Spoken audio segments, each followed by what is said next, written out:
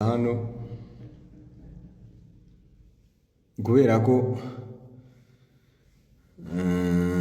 kamanza sumi ibitekerezo by'abantu bari hano. Kamanza mbasuze. My ask is simple: visit to Rwanda, back the talent are rotting there. Jozo Pazo, Yagowachu, Janik, Deizeye, Mudenge, Pacific, how are you? Ngabo Oliver, how are you? Big Energy Wamaye, Promo Bro, this civil engineer muza n'abantu bashaka umuntu bubakira. Shaka abantu bakugane. Ishaka niwe wanditse ibi bintu. Abantu bako Big Energy Wamaye, Promo, the civil engineer. Ndekezi abantu bakugane kabisa ububakire. Abantu bashaka kubaka amazu murebe Ndekezi. Big Energy my brother. Hey, how are you? How are you? Urabona ko naje nambaye u Rwanda ndetse no ku mutwe nambaye KGL. Sinzi niba mubibona.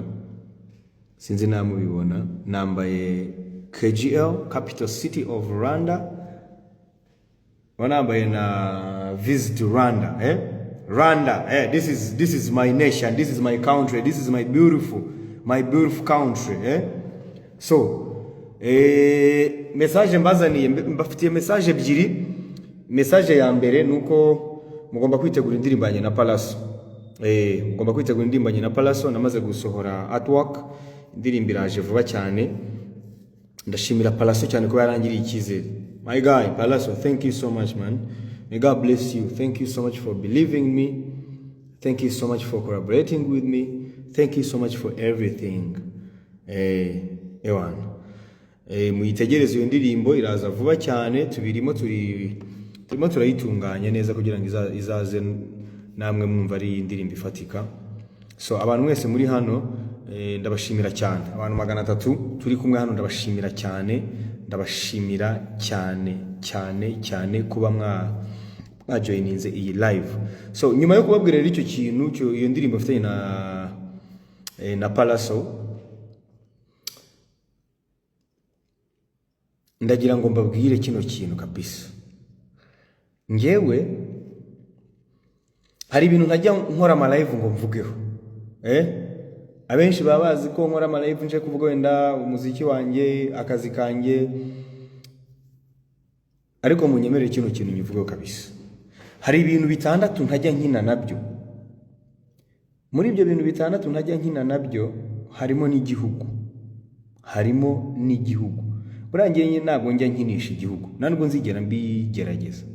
So igihe maze Uganda, ngiye maze umwaka umwe n'amezi nkangahera, n'amezi 4 arimo kwinjira muri 5 ndi Kampala, ndi mu gihugu cya Uganda, mu mujyi wa Kampala, capital city of Uganda.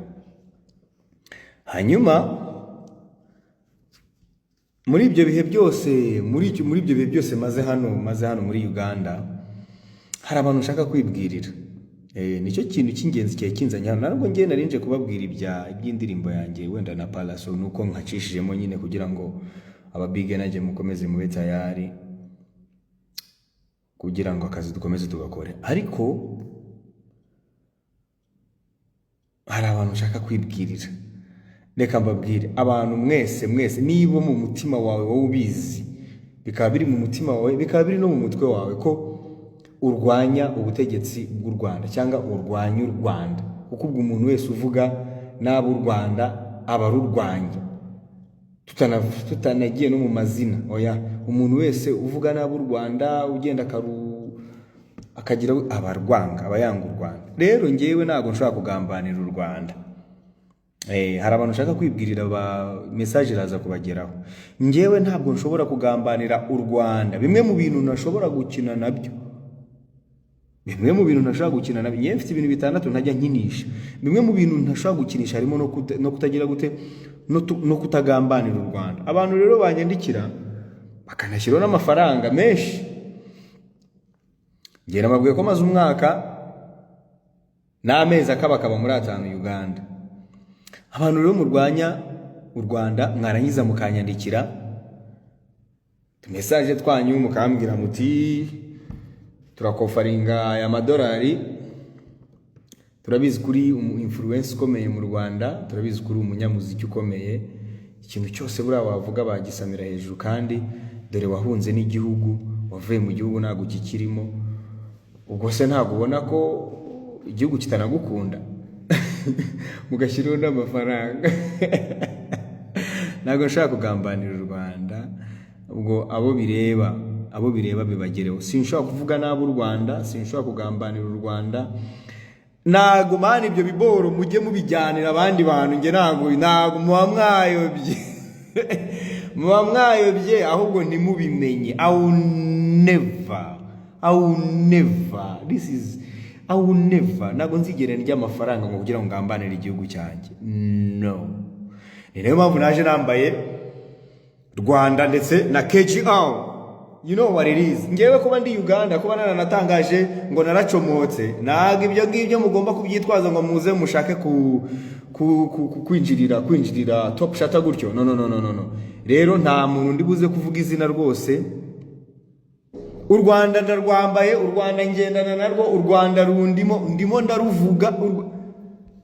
Ngewe ndi u Rwanda ngewe ndimo kugambanira u Rwanda, naba ndimo kwica.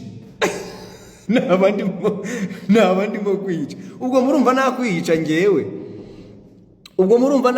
ngewe. So abantu ushaka guha message rwose ibagereho. Muba mwayobye cyane. Ngewe ntago umva, Imana yampaye umugisha. Ntago ndi umuntu uzakizwa n'ibintu birimo kugambanira igihugu. Ntago ndi umuntu uzakizwa n'ibintu birimo kuvuga igihugu nabi. Ntago nzakizwa n'ibintu birimo no. Ngiye banyita top shot number one baddest. Oyitegera rero abantu mwese munyofaringa amafaranga mugira mute? No. Message bagereho, iyi message muze kuyitambutsa. Abantu mwese mwumva rwose iyo riyo trick, nkeka ko ariyo trick ya nyuma, niyo trial ya nyuma naciyemo. Nicyo kigeragezo cya nyuma.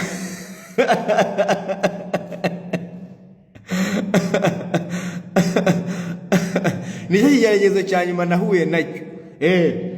Kubera ko n'umwana w'Imana bamuguze ibiceri. N'umwana w'Imana bamuguze ibiceri. Nicyo kigeragezo nahuye nacyo. Uzi umuntu uzaka kubwira ngo turakofaringa $250 by'idolari kugira ngo usebye umukuru w'igihugu. Ariko ubwo mwumva nakuraho imbaraga zisebye umubyeyi wanjye. Niko ubu nabona imbaraga zisebya papa wanjye, nkajya hariya ku karubanda nkavuga ati ngiye gusebya data papa. Reka. Perezida w'igihugu cyanjye, perezida w'igihugu cy'u Rwanda, mufata nk'umubyeyi wanjye, mufata nk'uko mfata papa, mufata nk'uko mfata data Ruhana Mirindi ariho, papa wanjye ariho, mufata rero uko mfata umubyeyi wanjye ni nako mfata umukuru w'igihugu. Ni nako ubwo koko muba mwumva ndi wiki ku buryo nakwifata nkatuka papa. Nkajya kuri kamera za Yago TV show umva ngo tuzaguha amafaranga gutya na gutya, tuzabanza tugutame avance biki. No. Muba mwaciye mu nzira itariyo. Kandi none ahantu bibera bibi nuko ngewe ndavuga, nge ntago ndi baba influencer mushobora kutamika amafaranga ngo basebye igihugu, bavuga umukuru w'igihugu nabi, ngo ngewe ngo rero mujye mukomeze mukoresha abo bana bandi. Ari abajene bamwe na bamwe murimo gukorana nabo. Bamwe batawemo, bamwe mu bo mwakoranye nabo batawemo. Ubwo nabandi murimo gushaka kurekrita cyangwa murimo gutwara cyangwa murimo gushukisha amafaranga. By the way ndagira ngo ndabura urubyiruko ruri hano mumenye kino kintu. Abantu barwanya ubutegetsi cyangwa abantu baba barwanya igihugu, nta kindi kintu nyuma yo kuvuga ikindi kintu bitwaza na amafaranga. Rero urubyiruko ngereka mbabwire, ngenda bibasabye kabisa, kuko hari abazahabwa ayo mafaranga bakayarya. Hari abazajya kuri za Twitter ukabona arimo arandika ibintu, kwibaza ariko uyu muntu arimo arandika ibiki, ejo akajya kuri n'ahandi. Rero urubyiruko reka mbabwire, amafaranga yo kugambanira igihugu, ayo mafaranga arakwicisha ugapfuta nazi nuko bigenze kabisa. So abantu rero rwose message ntago ino live iri butinde. ntago ino live iri butinde, abantu mwese mushaka kumva ko mwancaho kugira ngo hagira ibyo mbatangariza ngo bijyanye no kurwanya igihugu, bijyanye no kuvuga igihugu nabi. Iyo nzira yarasibanganye kandi ntizigera ibyo bintu ntago bikunda,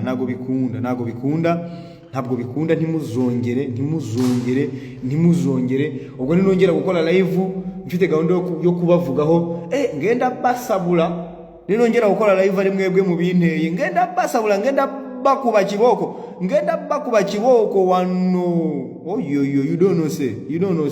Kanitangire shout out ku bantu banje bari hano. Has been good to run in Uganda more, especially like me and my family.